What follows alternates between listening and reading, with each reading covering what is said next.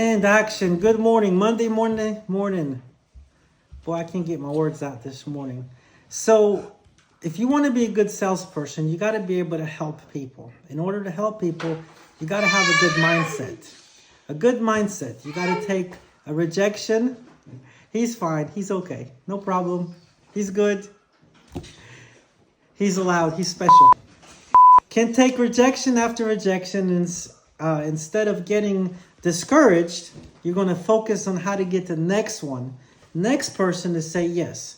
So it doesn't matter that they say no, or they have all kinds of objections, all kinds of reasons for saying no.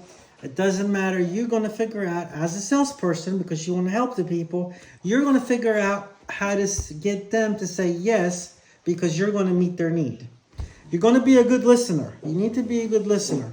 You're going to listen to customers' needs. You're going to use the information you get, that's going to allow you to custom tailor this information that you just listened to their situation. That's how you get a yes. You figure out how best to get your solution to their problem to answer their situation. You got to be a hero in their situation. You got to be prepared. You're going to come to meetings. You're going to come to customer meetings, to sales representations with anticipated objections. You're going to have background information on the product. So you're going to know your information. You're going to know what you're selling. You're going to know your product. But then you're going to also know what the customer is probably going to ask you. You got to be able to know what the customer is going to want to know. So you got to be prepared for that. You got to be confident. You got to have a level of arrogance. I know that sounds bad, but you got to be arrogant enough to say, hey, you know what? I'm getting this sale in your mind. So when you're talking to the customer, you're going to use phrases like, when we do your roof, or whenever we're doing this installation of the product, we're going to do this. This product will do this for you. You're going to assume that the customer has already decided on a yes, and you are just there. You're just there to basically receive the yes. They got to have a person in front of them to receive the yes, and you're the person. You got to be self-motivated, okay? You have to have your own goals in mind, and you're going to do whatever it takes to exceed them. If you have to drive, if you have to spend extra time on the phone, if you have to get more information about the product you're dealing with, if you have to figure out what a customer's time schedule is, what their work schedule is, so you can work around them, you're going to do whatever it takes to help the customer.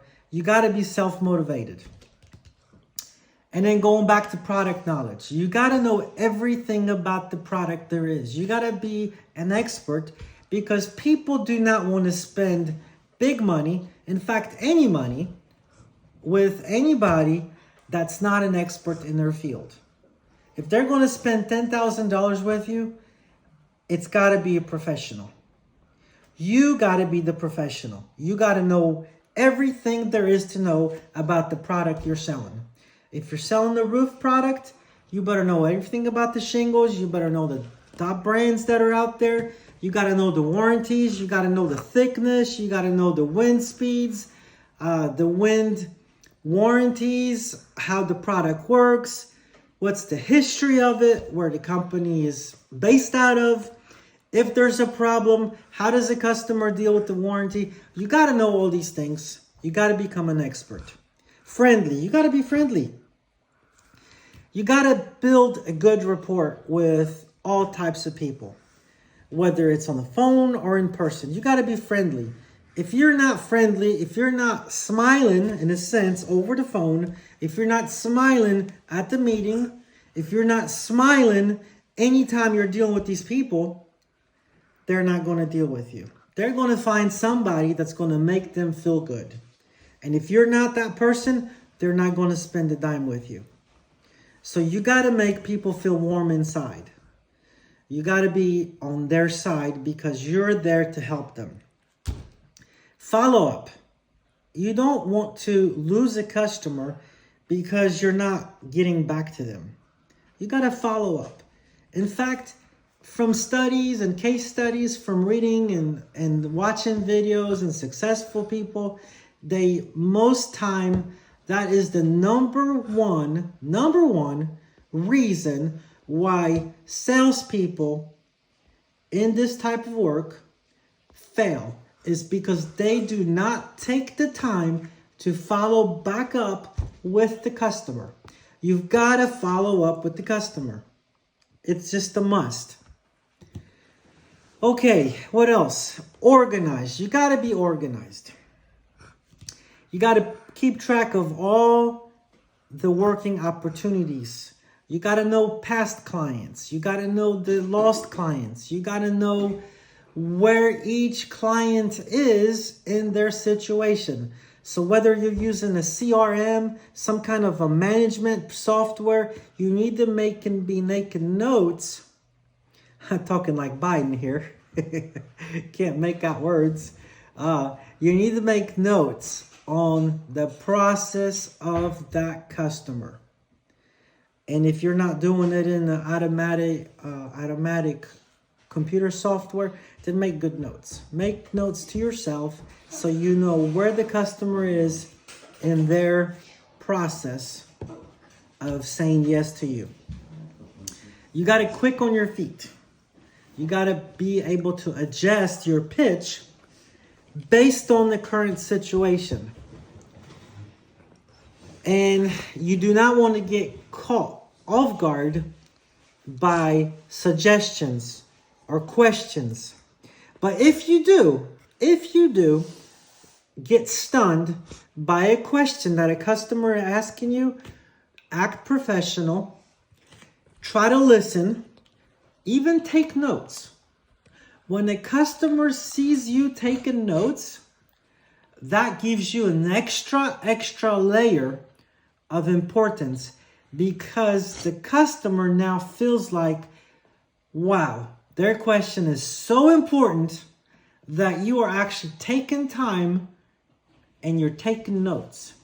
And the reason you're doing that is because, of course, you're going to let the customer know is that you're going to do research on it. You're going to find out. You're going to make a phone call, or you're going to do whatever it is needed in order to come up with the answer, so it becomes a solution to the problem or a situation or a question at hand.